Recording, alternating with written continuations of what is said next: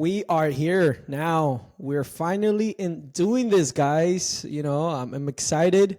I think we've been waiting for a while to throw this one out, and it's finally come to, the day is here, is now. And I think we just, we want to take this time and just share a little bit of our own experience, share a little bit of what we go through week to week, and just throw a little bit of spice on there, a little sassiness. So for y'all that don't know me, my name is Joel Guadarrama, born and raised Mexico City, San Diego, Oregon, Washington, and now we're in the beautiful state of Texas, San Antonio, baby. Come on, but the promised land, baby. What's going on? My name is Carlos, but I changed my name to CJ a couple years ago. Man, I had to get rid of a little bit of the BC, a little bit of the BC. You know what I mean? CJ, man, born and raised in Edinburgh, Texas. Moved over to San Antonio about 12 years ago. And I've been living the dream since then, bro. You know what I mean? Trying to change the world. What's something, I know we're going to get into this a little bit more, but real quick, what's something you love about San Antonio? Man, I think I've grown to love it. I'll say that. I moved up here for work, just more opportunity up here than where I'm from, man. A little small city opportunity, but I've grown to love it. And the one thing I've really grown to love is the community we've been able to build as a family. You know what I mean? We moved over to the west side of San Antonio. I say San Antonio, but we live over in the Castroville, Medina Valley area, man. And just seeing how my family, my kids have just been able to get plugged in and been welcomed. Dude, I've grown. I'm growing to love it. I'm not gonna say I love it just yet, but I'm getting there, man. I'm getting there, man. I still call Edinburgh home.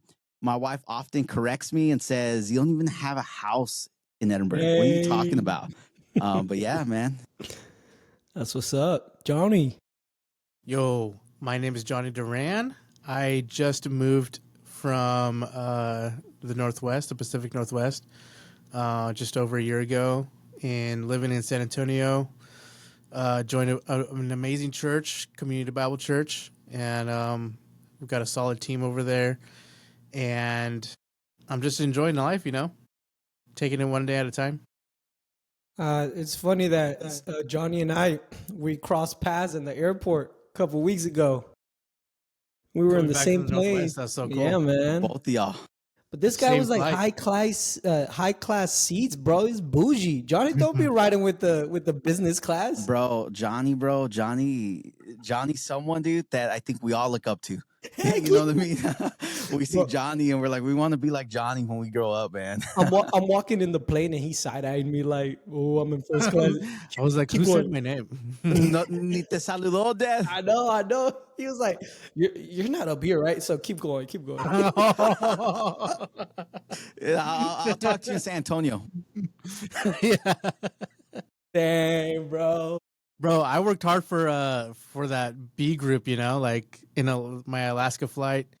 You got to be there like top 10 seats, or else those seats in the back are just terrible, So try to fly a lot and then earn those points and then get upgraded. Bro, that's what I usually do. That's the game plan, bro. It's a game plan for sure. I think that's the nice part about like relocating states away. Because like it's just hard to get in your car and drive to go see family. You constantly probably got to fly. Versus like me, it's a 3.5 hour drive to the valley. You know what I mean?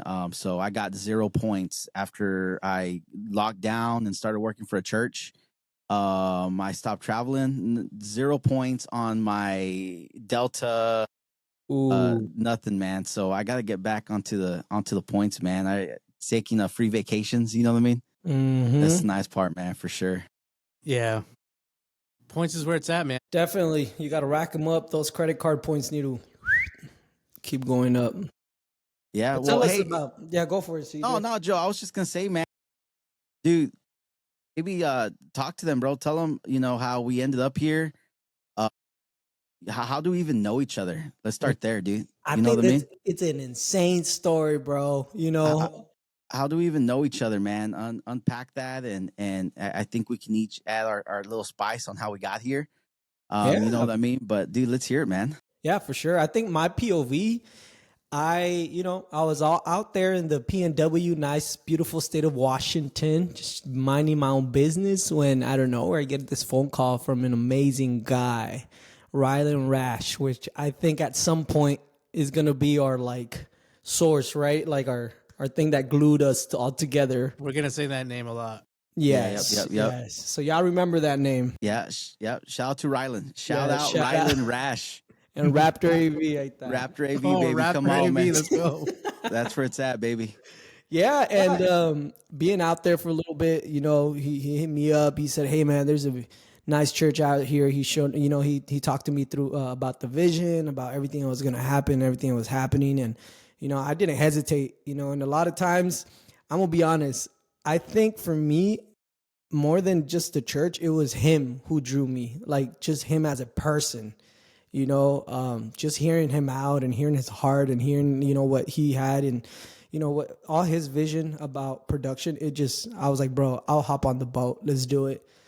So then just being there, and then out of nowhere, boom, I hear the next, I think week, right, Johnny? You got hired or a couple of days after, that I got here. And then Johnny pops up and I was like, dude, I know this dude. And then he's like, yeah, I'm from Washington too. And I was like, oh, this is a God thing. And then in just a month or so later, we start seeing CJ over here contracting, llegándome ahí a Southside. There you go, baby. Southside. Yeah, Southside. And bro, and it's just been a nice ride since then. I remember we went out. What was that first restaurant we went out? Do you guys remember? To eat lunch? Dude, we've gone to eat so much, dude. We started making it a weekly thing. Que dragones. Yeah. We started making it a weekly thing for sure.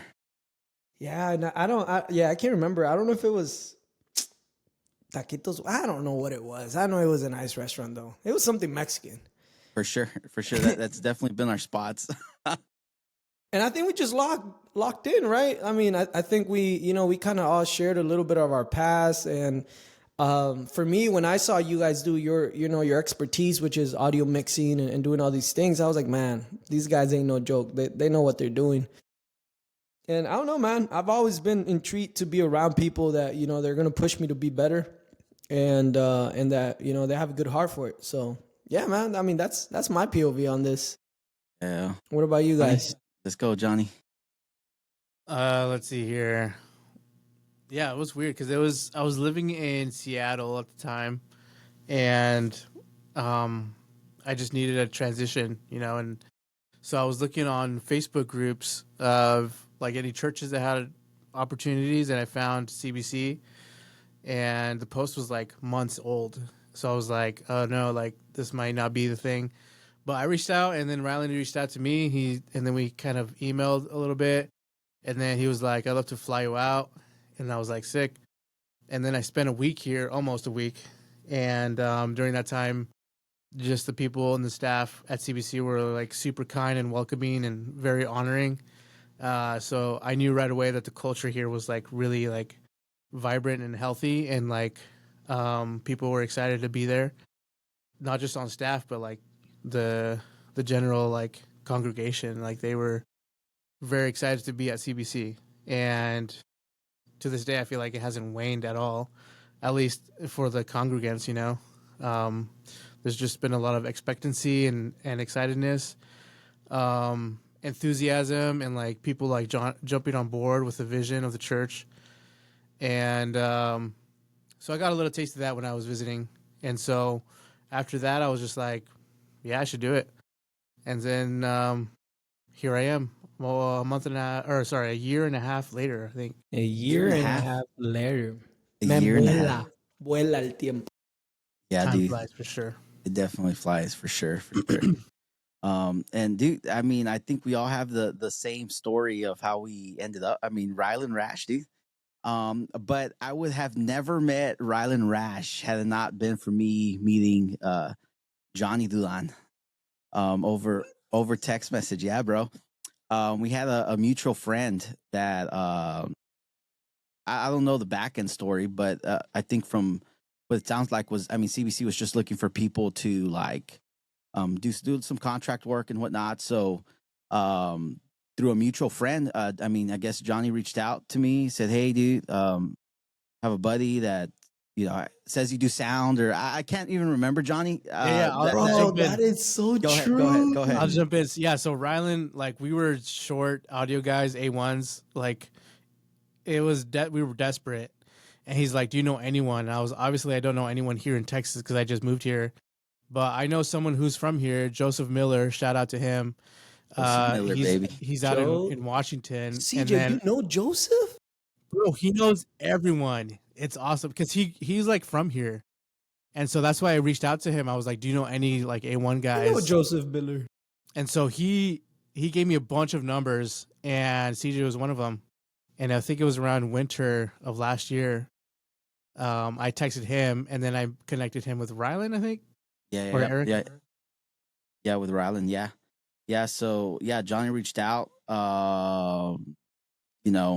And I want to say this was like August, September of last year he reached out and he's like, "Hey man, you interested?" Now I was still casually doing sound. I wasn't doing it, doing freelance here and there. And I just, thought like, man, yeah, I mean, I'll give it a shot. He's like, "Hey dude, I'm going to pass your number over to our PM," which was Rylan. Rylan called me probably that same day or the very next day and got me in, mixed the service. After mixing, he's like, "Dude, like, are you interested in working here?" I'm like, "Nah, dude." I'm like, "We're sure, not for any reason at all, dude. I think we can all agree. Okay. There's so much talent, dude. Like, no reason at all. I wasn't really trying to look for like full time gig like that." And dude, very, very similar to Johnny's story, man. Rylan invited me to come back the following week. Came back the following week, and I'm like, "Man, these people are like consistently nice." So then Ron's like, "Dude, I'll book you for the rest of the year." I'm like, "All right, bro. I'll do the weekends for the rest of the year." And through there, he's like, "Hey, dude, you want to work here?" I'm like, "No," but I would come home and I would talk to my wife. And I'd be like, "Hey, this is completely different. Like, I show up, like everybody's so nice, everybody's so happy to be there. Very, like Johnny said, welcoming. If this is even a word, hospitable. I mean, hospitality. The first thing Sunday I served there, they brought lupe tortillas. I was like, "Holy crap, y'all!" And then the next day it was like teriyaki chicken, and then torchy, and I was just like, "Holy, y'all eat well here, right?"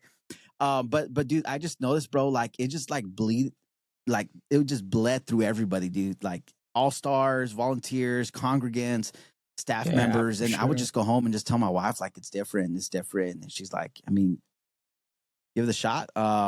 I gave it a shot, dude, and I joined CBC December of last year, and started hanging out with you guys, man. We'd have meetings, and I think we turned it at Tuesdays into we're going to have this meeting. Joe worked on the South Side. Jonny and I worked in Central, and we're like, Tuesdays is our day where we're just going to hang out. Like, became friends, and it was just a Tuesday thing. Like, we turned it into Tuesday. We'd go get lunch, us three, and yeah, man, we started talking about our experiences in the church world, in not the church world, where we come from, the experience we have. And we would pitch back and forth like, dude, we should start a podcast. I think people would benefit from what we've been, what it looks like inside the church world. Because growing up, man, I mean, I think we can all say we prayed for this. Like, God, I just want to work at the church. Like God, and we brushed our skills up to be able to be where we're at today. And with that, we launched this podcast, and I'll let Joe right here share what the name of our podcast that we are going to launch. Bro, you're the one that created. You tell me the name, and then I'll go from there. Tell me the name one more time. One more time.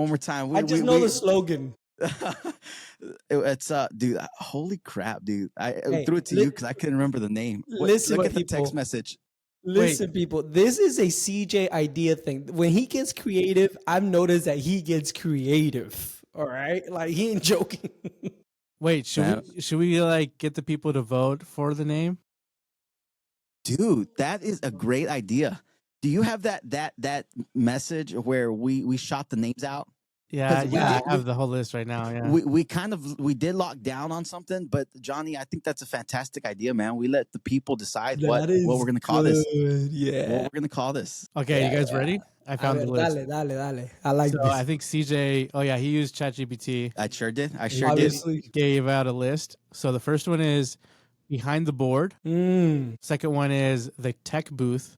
Hey, low key. And then here's the one that we decided on, but No. it's up in the air now. Church Ops Unmuted, which is pretty cool. I'm not gonna lie. I like Church Ops. You know, it's like special ops or something. I like the unmuted part. Yeah. A mí no me callen, bro. so Unmuted, man. But I think the church ops. No, I know we said we could definitely decide on that, but I know Johnny said he likes the church ops idea. No, so actually, no. There's three more. Oh shoot! Okay, let's keep going. This next one was the one that I picked at first.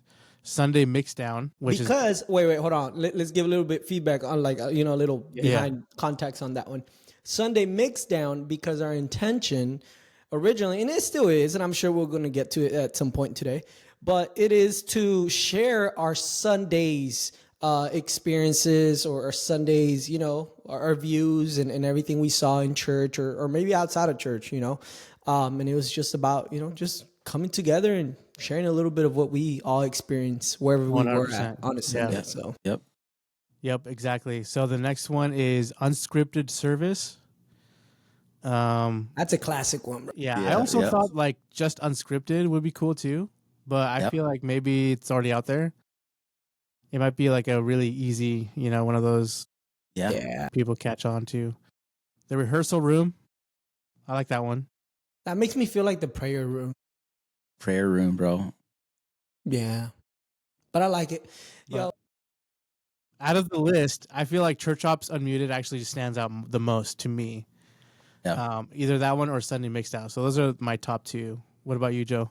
Yeah, no, I think, bro, I think on that text thread, I said Sunday Mixdown and Church Ops too. Those were like my two big ones. Yeah. Yep. I liked behind the board. Also, I think we all agree to church ops, but I think when we were spitballing the stuff, one thing that I don't know if it was Joe or Johnny who said like, "Hey, like we want to cover like all aspects of production." What all aspects of production looks like, and so when we talked about ops, like we could be a video op one Sunday, we could be a broadcast. Op, another lighting op. Yep. All three of us we do sound. I mean, I think we could say that's our niche for all three of us. But I mean, Johnny comes from production managing. Joe comes from production managing. I'm currently doing production managing. So I mean, we can literally talk about all aspects of church, what it looks like. I mean, I think we all started at from the ground up. We know what it's like to live stream on a free software OBS up into baby. The industry standard of Resi. And so I mean the idea is just to again talk about, man, what did Sunday look like for you guys? What are some struggles that we faced? Maybe some struggles that the team faced. Maybe bringing some of the guys from our teams or people we've met onto the podcast to talk about maybe their Sunday's experience. And just say it raw, dude. Raw the way it is. And I think that's where that slogan came through, no gates, no limits, no limiters. Ooh. Drop that line, bro. We ain't putting no gates on this, baby. Like this is just bam. And then there's no cap, baby. Like those sound waves are just gonna go crazy. Yeah, dude. Yeah, man. Bro, but with that being said, I mean, I'll start it off. I think this past Sunday, just a quick little experience. I don't know if it's happened to you guys. I'm sure it has. So I was out in a church. I'm gonna refrain from mentioning names, but I was out in a church that got contracted me to run their audio Saturday and Sunday, and I was out there. And on Saturday, we went through rehearsal. It seems like the pastor, because this is the second or third time I'm out there, and the pastor doesn't really come out to do a rehearsal, which was odd because back in Washington, in the church I was at out there, when it was a run through, like first it was a rehearsal, right? Like the band went through their songs or whatever. And then there was like a run through of like the whole service where the MCs would come out and test their mics. If there was a video, we would play like maybe 15 seconds of the video, and then the pastor would come out and just go through his notes on the confidence monitor, make sure his mics was good, make sure he was feeling good. And then we're all set, right? Well, I'm here, and then they just do like rehearsal run through, I guess. So then I'm like, okay, cool. I guess. I mean, I looked at planning center. When you get contract for your church, I think the last thing you want to do is mess up or not have somebody unmuted when they should be or mute when they should have muted. So I am like 1,000% alert when I'm being contract, and it's not like my home church. Because I'm like, what's going to happen? I don't know what's going to happen. So the pastor did come up to me before anything. He just wanted to line check. And he's like, hey, can we line check my mic? You don't need to put it on the house. I just want to make sure there's signal. And I was like, cool, perfect. Yeah. So he came through. We did that. Bam. It was excellent. I was like, yeah, we're getting in line. Service is happening, bro. Second song is happening. The worship leader, she starts like, bringing it down, blah, blah. And I'm like, I have my eyes down for a quick second, I think I was doing something on her vocal, and de repente, bro, I see him go up there. And more than I see him, I heard him without the mic say church. And then he was like, church, we want to invite you. And I was like, oh, snaps. And I'm like unmuted his mic so fast, bro. I was freaking out. I was like, no. But I mean, I'm sure it's happened to you guys before that. It wasn't communicated or it wasn't on planning center. How do you guys go about that when that kind of happens to you guys? How do you guys feel like what do you guys usually do? Look at you guys fighting for the mic. No, man. Dude, I will, there's two stressful parts of a service for me. Have always been the last 12 years of me doing this at the level I'm doing it. It's always the downbeat. The downbeat of the service. The second you hear the band and the worship leader, welcome, or whatever they say, I'm like, okay, hey, we're straight, we're rocking and rolling, right? Very stressful, very, very stressful part for me. It's just, I don't know. I don't know if you guys feel that way or not. The second most stressful part for me is when the pastor walks up there.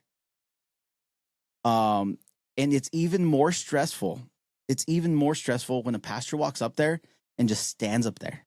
Yeah. And when you're in a large venue, you can't see the lips. If he's talking, you can't hear him talk. And I'm just like, God, I hope he's not talking right now. Because if he's talking, ain't nobody hearing him. You know what I mean?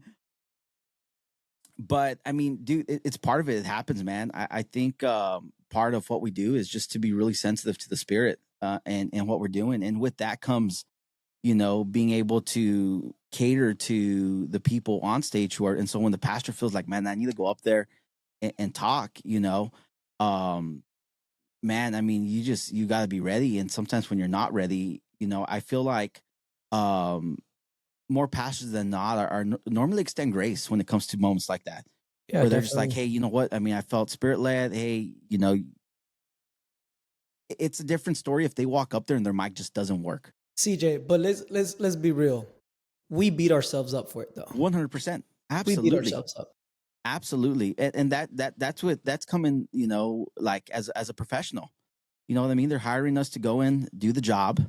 And we want to do it to the best of our abilities. And to me, like, in my mind, like, I don't think a lot of the pastors are so concerned with what does it sound like, what does the snare sound like. the bass, how did the bass feel? There's some pastors that are really, really picky about that, but a lot of them, they're just like, hey man, sounds good, right? But something they are really picky on is like when they go up there, they just want things to work, right? And when they walk up there and that doesn't happen, I need, me personally, I do take it pretty hard. It's almost even sometimes hard for me to bounce back, because you're just at that point, like anxiety level of like, man, it didn't work, like what's going on, right? But I mean, to answer your question, man, like how do we go about handling that? Like, how do I go about handling that? I try my best just not to beat myself up about it. And then just going and talking to the pastor, like, hey, you know what? Assuming the responsibility, like, hey, my bad. I didn't catch it on time. And just not making excuses. You know what I mean? Hey, pastor, it's because you decided to walk up there and you started talking before. Yeah. Like, no, we don't approach it like that. Hey, you know what? My bad. I'm gonna get it next time, and make sure next time you do get it. Mm-hmm. Yeah. Luckily, they have 5 services. Yeah, but it's a totally different story if every time he walks up there and his mic isn't turned on time. Come on. Yeah. If 90% of the time, if 99% of the time he walks up there and his mic's working, that one time, I think they're going to extend. I mean, they should extend grace. I mean, from my experience, they normally do. Yeah. But it's also, they're going to extend grace when you are willing to just take the responsibility of like, hey, my bad, I messed up. And I mean, leave it at that. But yeah, I'm curious to, Jonny, like, yeah, Jonny, how do you bounce back, Jonny, from something like that? Well, first of all, I'm so excited that we're talking about this because it's like so validating. Because it's like I have those exact same feelings too. Like top of service, like I have to be prepared, and I'm like always so nervous, stressed. But it's like, oh, I feel all those things because I really care about this. And it's like something that I want to always be on top of and almost always be nervous, because if I'm nervous, then that means I care, and I'm going to do a really good job because of that. Wow. And That's good, dude. That's something that my old mentor said, Luke Hendrickson. He was like, if you're nervous, it means you care. And so I'm kind of like, I take that to heart. And like, I remember just going to my buddy's church a couple months ago, mixing front house for them. And yeah, like being super prepared, like having PCO right in front of me, having good communication with the production manager, stage manager, monitor guy, monitor engineer, and being on top of any changes, because we work in a church environment, which means that there's going to be last minute things, ad libs, just spontaneous people like showing up on stage and start talking. So we just have to be flexible and also be really prepared for those moments. But to answer your question is like by how do I bounce back? It's kind of like self-assessing like what you did or what happened, and then just being like, okay, should I prepare more, or should I just be more alert, or should I just be like double checking everything? I try to like put that in my logical side of my brain and like solve it as fast as I can, and then just learn from it, Yeah. And I think at the end of the day, there's going to be a lot of mistakes that you make, most likely. I do. And I just kind of like, okay, I did that. That's wrong. And then just learn from it and then move on. Yeah. Like I've kind of learned and taught myself like how to analyze but not like let it bring me down. It's just like learn from it, take ownership of it as well, which I'm still working on. Ownership is like a big issue, I think. And so I'm trying to do those things and then move on. Yeah. That's so good, bro. So good. And tied to that, though, I have 2 questions for you guys, all right? Two good ones. Well, I think are a good one. Shut me up if they're not good. 1, do you think front of house mixing is in the top 3 most complicated things in production in the church? Just keep that. I'm going to let that sizzle a little bit, get that answer ready. 1. And then 2, so this is when something happens and it's the lead pastor, right? We don't want it to happen to him. Sometimes it happens, unfortunately. I know like the craziest part of all this is when like batteries die or it goes off and it's just really out of my control behind a board. That's when I start freaking out because I'm like, dude, I have you unmuted. I know I don't have a gate on you that's too strong. I know we tested this. Now it's not working. And that's when I just right? Okay. Well, usually, or I want to say in my experience, 99% of the time, like CJ said, and it's very true, they give you grace and they're like, it's okay, you know, like just catch it on next time, we're set. What about worship leaders? Is there a little bit more of a diva kind of spirit behind that of like, you know, why? Because I mean, worship leaders, they kind of understand a little bit more the concept of the audio, of how it should sound, you know, when they should be, you know, most of the times they're like, dude, we rehearsed this already. This shouldn't have been a kind of a mistake here, you know? So do you guys feel like worship leaders sometimes their grace is a little bit lower, you know, or is it equal, or even shoot, if for you guys, if it's higher, you know? To answer that, and I'll start that one off. For me, I feel like for sure worship leaders, in my experience, they've been a little bit more picky, 100% more than a pastor. Sometimes even more than the PD or PM that's, you know, that's there that day. You know, they're the ones that will get down and then, I don't know, man, just, I didn't feel right. Or man, this wasn't working in my ears or this and that.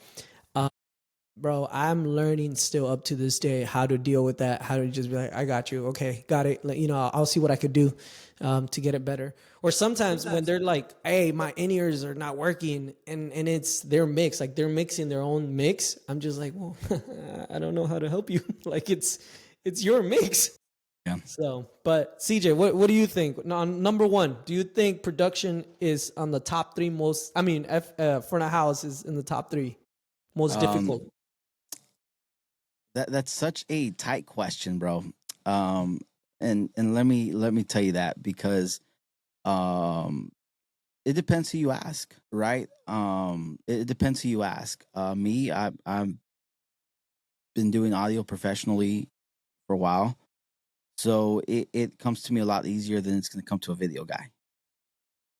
Um, Same way, like me jumping in video, um, it's going to take a little bit more work for me to produce the results that I would want to produce versus doing audio. Now, I do know that audio is also one of those things where there's not. It's really hard to find solid. I'm gonna use the word solid audio guys.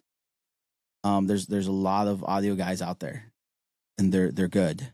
There's a lot of really good audio guys out there, but it's really hard to find just someone that is just I'm solid, that is just can roll with the punches, that can problem solve live, that can bounce back when the pastor's mic doesn't work. I'm sure we can say the same thing about video, right? But I will say, like, it's when someone finds an audio guy, I've seen churches, you know, tours, you fill in the blank, where you'll see them retain an audio guy a lot longer than you'll see them retain a video, a lighting guy. Um, and I think that speaks because it's just you find someone that you like, that you click with, and you just sometimes don't want to let them go. Um, so I know I'm beating around your question, because it's such a packed question. We got, I mean, on a Sunday morning, we got over 100 inputs hitting us at one time, that we're responsible for 100 inputs that are coming into a console, what they sound like, how they're being processed, how they're sitting in the mix, blend everything together, coming out of a left, right, two speakers, right? Yeah. There's a lot. There's a lot that goes into it. Same with video, which is why it's such a packed question. But to answer your second, I think your second question about worship leaders, for me, it's extremely important to build relationships with worship leaders, building that trust factor.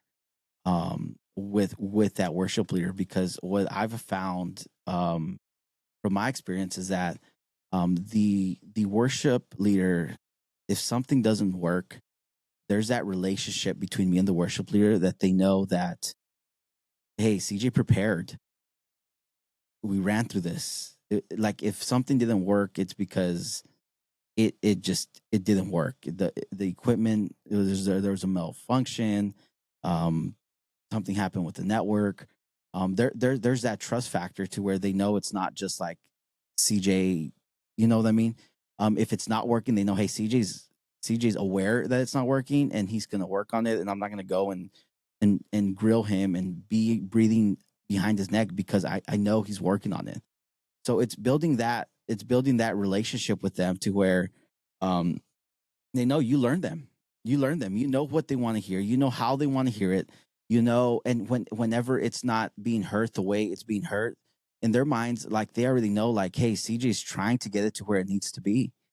You know, and it will get there, or it's not getting there because there's certain limitations depending on the venue or depending on the console he's using, or maybe he doesn't have the right resources for the plugins, or I don't have the mic I'm normally using, and it sounds a little bit different in my ears. But they know that there's that relationship to where they know, hey, CJ is trying everything I mean, it's not because he's incapable. It's not because he's not trying his best. It's not because he's slacking.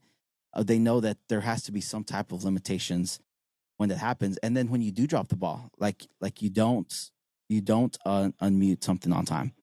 You know, they go up to talk, and if I'm running IEMs and they hear themselves in the house, but they don't hear themselves in the in-ears, like they know, hey, CJ's he's gonna catch it. He's gonna turn it on. Hey, it's a mistake. But if it's happening every week, at the beginning of every service, like that's a whole different story. Let me put something out there for those listening to us. I could say 100% sure, you know, out of all three of us, I'm sure we have never done something intentionally to mess up the sound or the service. Can we all agree on that? Yeah, absolutely. Right? Why? I'm gonna share a little bit of experience, and then I'm gonna let Jonny answer those two questions. There was one time at a place where I was at one point that I got questioned about my mix, but not in a sense of like, hey man, like it just, you know, we were aiming for this or whatever. It was more like dude, you were trying to, what's it called when you're trying to mess somebody up? There's a word for that. Like pretty much messes up, you know, intentionally. That hurt me more than anything else, because I felt like, bro, you're kind of criticizing my art, you know, something that I love and enjoy doing. And I could probably have been having a bad week or a bad day or a bad month. But trust me, as soon as I get behind a board, those things don't matter, bro. Because this is something that I really take to heart, and I want to do, and I want to do it to the best of my abilities. When I try something and I build something, you know, my little art project, and then you come and you say, nah, you know, you just try to mess this up, and it sounded bad, and it just didn't sound like, you know, at the standard that we're used to, or that you should be. That kind of, like, I remember that day. It really, I took a hit. I took a hit that day, because I was like, wow, like, dude, you know, again, I could not be having a good day, but trust me, when I get behind that board, I don't care who's up there, you know, I'm going to try my best to make you sound as best as I can, you know, with whatever tools I have. So just want to let everybody know, I don't think none of us three guys here would ever, you know, do something to mess up a sound in a service, in an event, in a concert, and wherever we're at. Yeah, no, absolutely. Jonny, what's your take, dude? Come on, let's hear it. Well, I was wondering, like, what part of that did it like impact you the most? Was it him accusing you that you were like intentionally making it sound bad? I think so. Yes. The fact of saying, "Hey, man, it just didn't." You know, it sounded like bad. We didn't have no low end. It was just not the standard of our Sunday, because it was like some other day. And again, I was just it threw me off. I think, and again, it hurt me more because that day I took more time than I usually do, adding new plugins and you know, and then just saying, okay, it didn't work. Let's go back to what I do know. And it just, I felt very like, dang, like I feel disappointed of myself because I started questioning myself, like, did I really like, did it sound that bad? Like it, that wasn't my intention, you know. I just didn't find the right words to combat that at that moment. So I think my way of responding was just staying quiet because I didn't know how to respond. So yeah. Was there any other moments, similar situations where they weren't accusing you, but they were just like, "Hey, this needs to be sounding better," almost? No, not that I recall. If anything, other leads or other people in management roles had previously come up to me and say, "Hey, bro, it's sounding amazing, dude. It's sounding full, bro. It's." So for this one individual to just come up and tell me that, that's when I felt like, oof, like, is it really like bad? You know, I started, like we all said right now, and I agree with CJ. I started beating myself up hard, you know, like it's me. And I think from that moment on, I kind of started, every time I went behind the board and that individual was around, like I was kind of scared now. Like I was holding myself back to be creative. I was playing it by the books, you know, and I wasn't breaking any rules because I'm like, I know that if I don't compress that much, it's going to sound all right. And I think we can agree that we all have that kind of standard, right? We kind of know what sounds standardish, good. Like, you know, okay, yeah, I know if I take out, you know, add a low cut here and a high cut here, whatever, it's going to do this. But then on top of that, we start being creative. And that's where our creativity comes out with new plugins or new ways of doing things. So, yeah, man. It was just that one time, and I think it still keeps kind of like rewinding my head of like, man, it made me feel bad. And luckily, you know, this is a good moment for you guys to tell me, help me out here. How do you bounce back from something like that? How do you respond? Well, I think, yeah, it's going to be tough either way. I think critiques are very like a delicate thing. And so if you're not critiquing someone in a good way, or like, you just have to be very careful when you critique someone, because like the end result of a critique is for you to be better. And if they're not sharing their critique in a build-up way, is going to affect you immensely. And it's something that's that you're going to remember, and it's like going to chew at you and gnaw at you. But I think critiques are very important. And I think I can't grow if I'm not being critiqued. And so if I was in that situation, depending on my relationship with that person, you know, it would probably have to be brutally honest. Like, hey, that was actually really like hurtful what you said.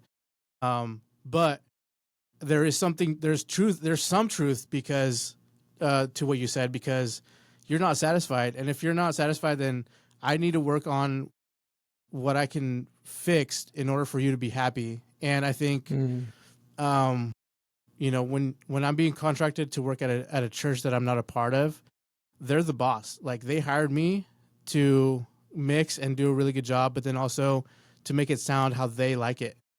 They, you know, obviously they're paying you to mix to how it should be, like really professional. But then also it's their preference as well. So I think there's, you know, very creative aspect of mixing, but that has to like fall under the people who have paid you to be there. So I'm going to be like, okay, if you don't like the mix, I feel like it's awesome.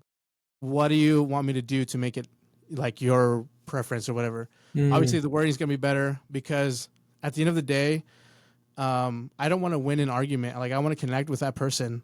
And That's so good, Johnny. I need to approach this conversation with the goal of, we're going to be better friends. We're going to be better colleagues after this conversation. That's and, yeah, it's just like so much humility you have to like grab onto as a mix engineer, like front of house guy. 'Cause you can make it awesome, but there's going to be people above you that are probably not going to agree, and you have to follow them. Like, that's just like, the nature of things, That's true. That's good, man. That's really good, Johnny. And I forgot the questions. Like, I need one question at a time. You think front of house mixing is in the top 3 most kind of difficult roles in a church production world? I don't know. I love audio, and so I would say yes, 100%. Because if no one hears the people, like the talent, the message, like what's the point, Yeah. But not so much important. Not so much important. Like, what's more important? Because I think we can all agree audio is going to be the most important over video, lights, LED screens, all the jazz. It definitely. But is it? Would you say it's the most difficult? Oh, yeah. I don't think so. I think there's like, nowadays your network that you're operating everything on, like that's the most important. Like, it has to be stable. And if it fails, you have to know how to problem solve like within seconds, And so I think there's a whole IT side of AVL now, and it has to be rock solid. And so I feel like that's probably the hardest. Or maybe like a service producer, someone who's next to the pastor, and they have to like relay any last second changes, anything that they notice or the pastor notices. I feel like that could be also really high pressure. I think I just saw it wasn't a meme, it was a reel. I think somebody posted that, but they put like the top 5 or top 10. And you know what number 1 was? What do you guys think? The greeter, bro. Pro presenter. Pro PR. Lyric operator, bro. No way, dude. Lyric operator. I agree with that though, dude. One. Dude, I agree with that, dude. That is the hardest thing for me personally to do, is to do Pro P. They couldn't be more spot on, dude. Go for it. Yeah. Go. No, I'm silly to think. I was thinking video.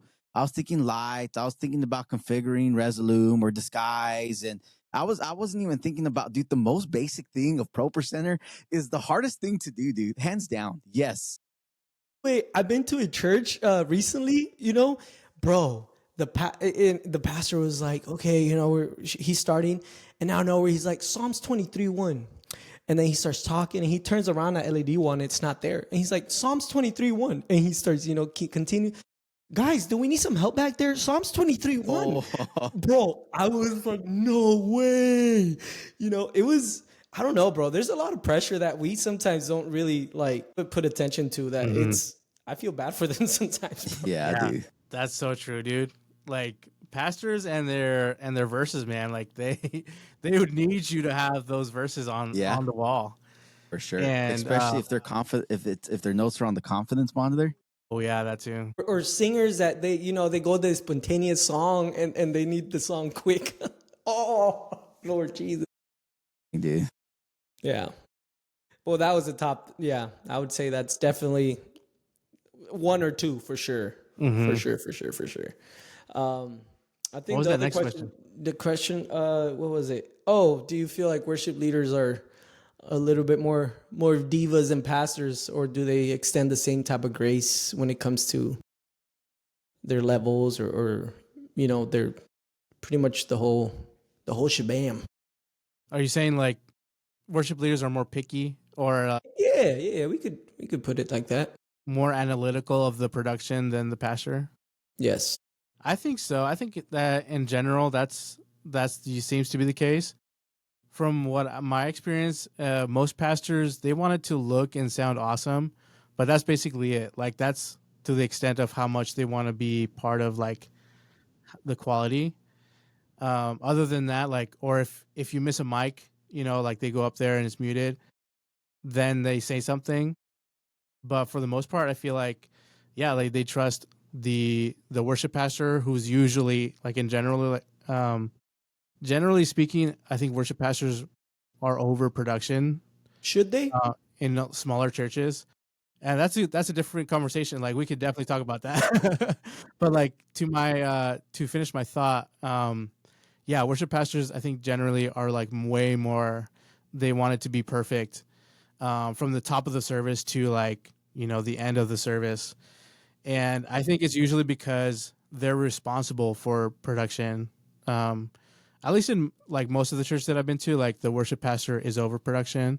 If they don't have like their own worship director or worship production pastor, like if there's no role over that, usually the worship pastor's over production, and so they have more pressure and like more.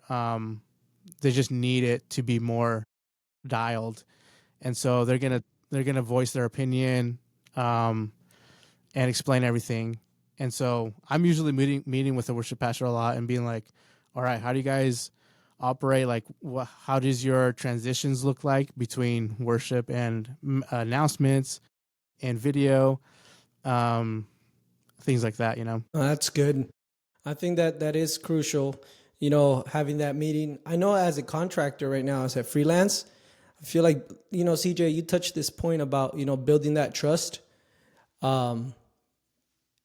How do you build it when you're in there for the first time and you're not back till 6-7 months later?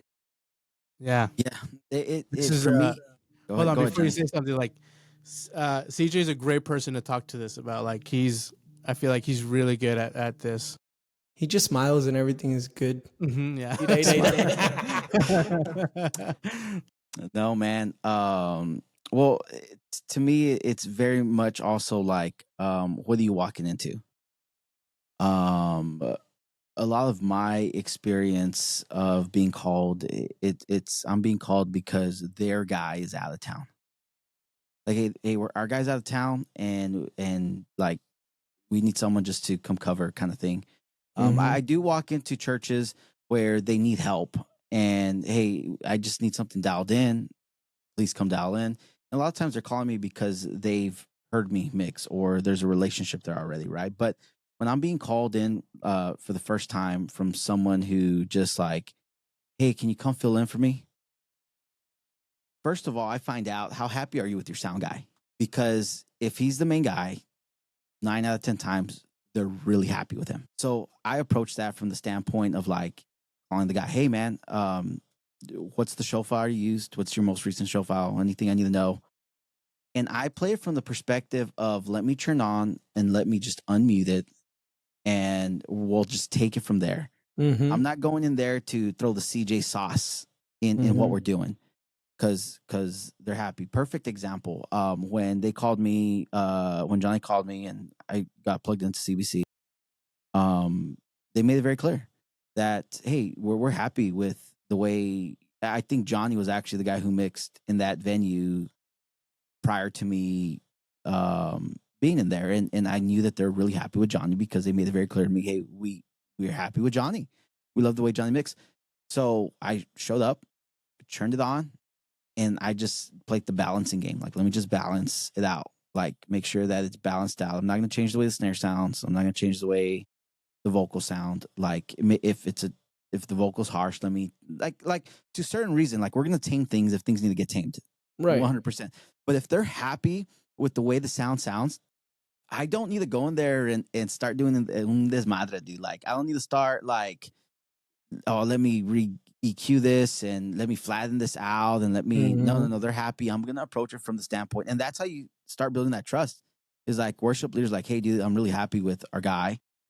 Cool. Let me unmute it. I'm not gonna start messing with things because it's gonna change the way they're in your sound. And then that's when it's just all downhill, dude. When the worship leader's up there and it sounds different than it sounded last Sunday, ya valió, dude. Like, you already got that. And people actually don't respond to change well either. That's the true. second they see a new guy back there, even if you haven't touched nothing, they're like, oh my God, it sounds different. It sounds this, sounds that. So for me, it's like, how do I eliminate all that? Right? How am I going to eliminate all that? Right? Hey, you know what? I talked to Jonny. Jonny said this was the most recent show file. I'm going to go ahead. I'm going to load it up. So that way you're starting off right where you left off on last Sunday. And then you just let me know if there's anything you need changed, adjusted, XYZ. I'm more than happy to help. If it's a console that I'm not familiar with or a console that I've not mixed in months, I make it very clear. Hey, it's probably going to take me just a little bit to get to what I need to get to. just as I just get familiar with the layout and where you have things laid out and this and that. But I promise you, if you need something, let me know, and I'm going to do my best to try to get to it, as quickly as I'm getting familiar with the console. And so that's kind of the way I built that. I built that equity, you know what I mean, that trust with them, so that way they know, hey, so you're just not coming in here and changing everything.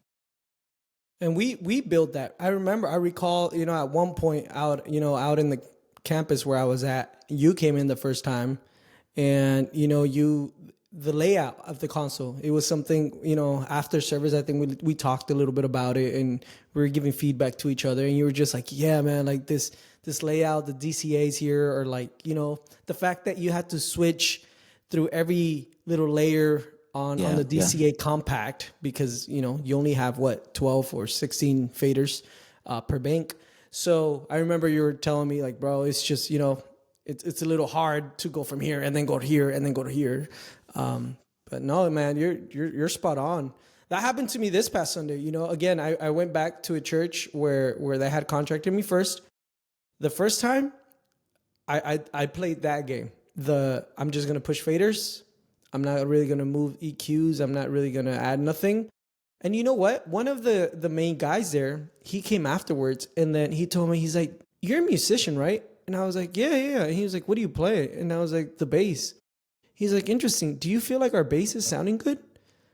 And I was like, to my taste, no. But then I was very, honest with him. But I was like, you know what? I really don't want to make a lot of changes. Because if this is a show file you guys use, I was just thinking maybe that's the way you guys like it to sound. And there's nothing wrong with that.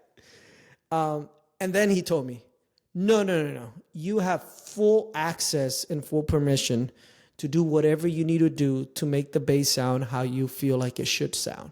Bro, when he told me that, I felt so confident. I was like, yes, baby. Okay, now we could go into action, Now we're going to start dialing it. So, yeah, to your point, it's true that, that little confidence and the little way of coming in when it's the first time, being a little bit just more reserved or more of I respect whatever you guys are doing right now, and then going from there. Yeah, because most of the time they're going to call you for one or two reasons. They're not happy with their sound guy, and they've already heard you mix.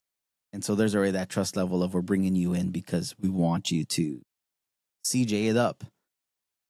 And then yeah, hey, you know what? Be patient with me. Gains are a little bit all over the place. I'm going to be adjusting gains. As I'm adjusting gains, it's going to mess with your in-ears if you're doing from the house and monitors from the same console. And just literally just walking them through what you're doing. Yeah. So that way they're going to be like, okay, all right. And they know what to expect. Because it's one thing for you to grab that gain knob, gain it up all the way. And they're like, oh my God. And like, you know what I mean? Or just dial in and be like, hey, the gain's a little low. I'm going to bring it up. I'm going to bring it up significantly if I need to. It's going to get pretty loud. So just want to give you a heads up. You want to lower down your pack. And I'll let you know when I'm right, so you can readjust your level. If they're the ones mixing their own in-ears, you readjust your level or whatever. But again, it's just all on the way you kind of approach it. You always want to go in with I'm here to help you, not hey, I'm here to try to fix your problems. Because a lot of people they don't see what they're doing as a problem. Like, you know what I'm saying? And so for you to go and just start trying to change everything, they're like, whoa, nothing was ever broken. Like, you know what I mean? But yeah, I mean that's my take on it. Yeah. You want to add anything to that, Johnny? I would say my experience has definitely been a lot different than that, where it's usually it's churches that I go to that need help, and they trust like how I how I do things, and then also like a lot of the time they want to learn. And so I'm not just, creating my own show file. I'm like showing them, teaching them like the reasons why I'm doing things. And then I usually leave my show there so they can go off of it, copy paste or whatever, build on it as well. And that's always been like my interest is like, if I'm going to go work at a conference for someone, which I like, that's kind of like what I usually do is they hire me for conferences. Then I'm going to go there and I'm going to make it sound like really good based on like my preferences and how I like to make it sound. And if there's like anything that they like want adjusted or changed, then I do that. And so I come with the expectation of like, I'll do my own thing, but totally love input. If the worship pastor isn't satisfied, I'm going to tweak things until he's like stoked about the mix. And then after that, I show them. Like a lot of the times that where I go is their front of house engineer is like a volunteer. And, I go there, I go to my friend's church in Oregon, and their volunteers, they love to learn, and they're always asking me stuff, and I'm always sharing. Like, I remember this guy who got confused about compression, and like I feel like compression is such a difficult thing to grasp sometimes, and so it's always like whenever I go there, my goal is to help him learn and advance more about the concept of compression, or just like EQing. Like, hey, I want you right here during the whole sound check. Like, I want you over my shoulder as I'm doing things, and then ask as many questions as possible. So my whenever I go to a place, it's like, yeah, I'm mixing, but then I'm teaching, sharing my knowledge, leaving my template there. That's good. That's really, really good. CJ, anything to that? Yeah, I mean, I think that's really good. It's all in the context of why they call you. Yeah. You know what I mean? And making sure that when they're calling you and they're hiring you to go and do something, like you're meeting those expectations. And I believe if they're calling you, it's because you're able to meet those expectations. Yeah. And so it's just all, building that equity with whoever you're with. You know what I mean? If they're calling you for a conference, like in Johnny's situation, there's so much equity there that they're like, hey, we have this big event coming up. Like, we need to bring in an elite person. Hey, Johnny, do your thing. Yeah. Right. And if the fact that you're so welcoming to having people look over you, you're able to answer questions for them, walk them through, dude. I mean, that's probably another huge reason why they're bringing you in, and not someone else that can just mix it and make it sound good. It's like, can you come mix it, make it sound good, but then also leave our volunteers with something tangible that they can, learn and carry. But yeah, I mean, it's just, again, like, what's the context of why they're calling you, and do the best you can to meet whatever the expectation is that they have for you. Yeah. And I think that's a level. Oh, go for it, Johnny. I was going to say, like, real quick, like, you have to have so much communication, like from the moment they reach out to like right before service, like you're asking questions. And I ask things like a lot about like concerning the church culture. Like, is your congregation like really vibey? Like, do they love to like sing really loud? Then they'll probably want a really loud mix. Or if it's like more reserved, more Baptist leaning or whatever, like, oh, it's going to be a chill mix. What does your pastor like? What does your worship pastor like? How experienced are the musicians? Just literally anything that I can think of to ask, like, I'm asking. And I think that builds respect and trust. And so they lean on you more. And so I feel like after that, you can be more creative because they're trusting you. I like that. I really, really, really like that. I think there's a level of humility that, there is for, even like you said, Johnny, and I totally agree. I have my own little, I'm going to put it out there too, my little production company, 3-in-1 Productions. Yo. 3-in-1. And one of my slogans on that has always been, knowledge is meant to be shared, and I've always thought that a mountain of knowledge, if it's not shared, it's just doo-doo. It's just a pile of crap, that and that's it. But when you start sharing that knowledge that bro, that's when we could even go into the Bible with that, that's when the fruits start coming out. That's when you start multiplying the talents that God's giving you. That's when you start, giving to those that, that truly need it, and to a degree, that's how I see my tithing and offering. I'm offering you something. I don't need nothing back. I'm giving you without nothing in a as a payment or anything. You know what I mean? So it's definitely, that's valuable. I'm in that boat with you. I think even this past Sunday where I was at this church, I had a young cat. He was probably 17, 18, volunteer dude. He's always there. And, I just glanced over my shoulder and I saw that he was there for quite a while. And then I just, I decided to start that conversation like, hey man, like, is audio something that you're interested in? And, surprisingly, he was like, no, but, it is something I would like to start getting to know, get into. And ese fue like my hook to get with him. And then I was like, cool, bro. Like, what's something that, like, what's a question you might have about it? He started telling me about EQs or like, how do you do this to the kick? How do you do this to the snare? And bro, that felt more like, oh man, this actually felt good now.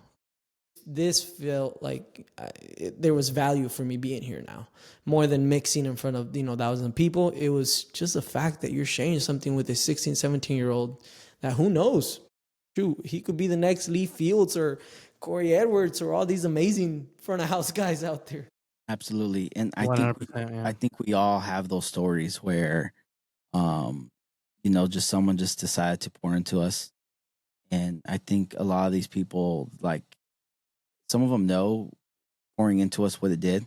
And I think there's a lot of stories that they have no idea of what them pouring into us even looks like. Being able to do what we do and share the gospel in such a creative way, because a couple of guys decided to pour into me. Like, we're reaching, just in our church alone, like in attendance, people who walk through the buildings. I mean, we're reaching, anywhere from 20 to 30,000 people on a Sunday morning, and that's part of their story. And to think about the people that we pour into, like, are they on the road now? Like, are they mixing in arenas now? Like, you know what I mean? Are they mixing broadcasts to millions? Like, and it's just us being able just to pour into them. People poured into us, and I'm with you, man. Like any opportunity I can take to just pour into and teach someone and explain to someone. People come to sound checks all the time, and if I'm in a city or something, and I rarely post. I rarely post ever where I'm at, but sometimes I'll do like a quick story and, hey, you're here. Hey, can I swing by? Or what time sound check? I'm like, dude, yeah, come by. Yeah, and the worst thing I will say to them during the sound check is, wait, hold on, give me a second. I won't, but that's the word. And then once I'm done finishing my thought, hey, dude, come. This is what I did. This is why I did it. Hear the difference, A/B kind of thing. But I think it's really important, man. And I'm like super stoked to start this podcast, because I believe there's a lot that we can offer to just people who teenagers, young adults, old people who now are like, man, I'm doing the tech here at my church, and and I think having this open dialogue. I mean, all three of us come from three completely different walks, three completely different backgrounds. We got some that have mixed in the biggest churches in America, done live stream for the biggest churches, some of the biggest music groups in America, Johnny. 100%. You know what I mean, dude? Like, I mean, there's just for someone to sit here and listen to, for example, someone like Johnny talk, man, bro. Like, there's people who would benefit from something like that tremendously. Hear Joe talk about his experience where he's at, all the gear he sold, like what works, dude. Like, bro. Like, we can go to you and say, hey, dude, I need to do this, man. And like, how the heck can I do this? What piece of equipment do I need to buy? I got all the money in the world, or I got no money in the world, Joe. Like, first thing you're gonna ask me is, what's your budget, man? I got you, bro. I'll tell you what you need to buy. And there's just people who can benefit from that, man. So like, dude, I am completely excited about this, man. I know we've been talking about it for a while, and a couple weeks ago we're like, dude, let's just do it. Put out a couple names on ChatGPT. Hey, let's vote. Let's see what works. Let's see what doesn't work. But I mean, those are just my thoughts. You know what I mean? I'm sure y'all want to share your thoughts, and and then we can wrap this very first episode Yeah. up. But dude, share I'll with let us, guys. yeah, Land the plane, guys. Come on. Go I'll ahead, let Johnny. Joe land the plane. But I just definitely want to piggyback, like as we were all talking, like there's so many benefits to this conversation and this new format like podcasting, because we can relate to each other and gain confidence because like, oh, we're in the same boat or we've experienced the same thing. I'm not alone in this. And personally, I think it's going to benefit like the three of us personally. Yeah, dude. But it's also going to benefit like anyone who hears, who's involved in production. And I'm excited to learn more about like things outside of audio, you know, because I think you two have more experience than I do in other things. Joe, especially like production overall, like lighting and video and stuff. I'm really excited to hear from that. And I was also going to mention something about like kind of sharing knowledge. And I just wanted to encourage Joe. Like I literally heard this like the other day that people who've been under you recently, like they have learned so much from you that like they're dependable at their service. You know, like the volunteers that you trained, like they're standing out amongst all the other volunteers at that church because of how they trained, how you trained them. And it's something that like stuck out, and I'm like, oh, that's really cool that he called your volunteers like little Joes, because they were like competent about like video and lighting, and Let's like go, they were man. Let's go, dependable on dude. like, running a service. And that's like dude, that's exactly what we're talking about, and like what we should all strive for is like discipling, spilling out our knowledge and experience. And so I want to commend you on like you're doing a great job at that. You've done a great job of doing that. And let's just keep doing that, you know, in this format. Yeah, no, bro. You guys will make me cry, bro. Joe's a legend. I don't think people know that, dude. Joe is a freaking legend. Let me tell you something, man. You know, I think that glory to God for everything, man. That's number one, you know.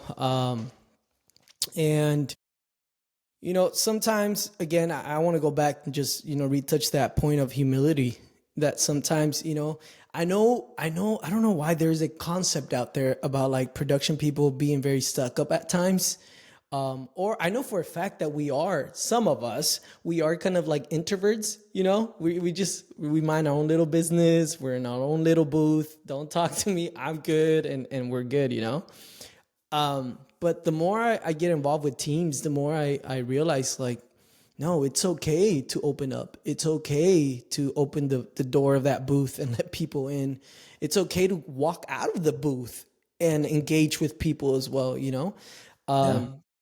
And I mean, recently I went to this concert of a Hispanic band that I followed for many of my childhood. And I tried to get as close as I could to the sound guy because I remembered that, you know, he was the reason why I'm doing what I'm doing. And at first, you know, I saw him and he was doing his thing, and I get it, you know, like CJ said, when you're locked in, the worst thing that could happen is somebody come and start asking you questions when you're just like, bro, I need to get this going. So, you know, I saw that he just gave me the little, like the little finger of like, hold on. And I was like, I get it, totally get it. So I took a step back. I waited for the whole concert to end, you know, finished up. But then when I had a chance, I came up to him and I was like, hey, bro, you know, like, I don't want to take a lot of time. I just want to let you know, one day you guys came to Washington. My dad, when he was a pastor, he brought you guys over. It was the first time your band was coming here to play. You flew out a couple days earlier than the whole band. You took us to Guitar Center when Guitar Center was popping, and you made my dad literally like drop almost $13,000 on a sound system with like DMX compressors and EQs and all this crossovers and JBLs and everything he could get his hands on at Guitar Center. He purchased it. And then we had this concert, bro. And I remember during that whole time, you let me be like on your shoulder. So I saw the way you hooked up an analog board. I saw how you use inserts on an analog board. And, you know, I was just telling him all this. And I was like, I don't know if you know, but because of what you did and because of letting me be there, there was a hunger that grew in me of wanting to learn more. And I told myself, one day I want to be like this guy.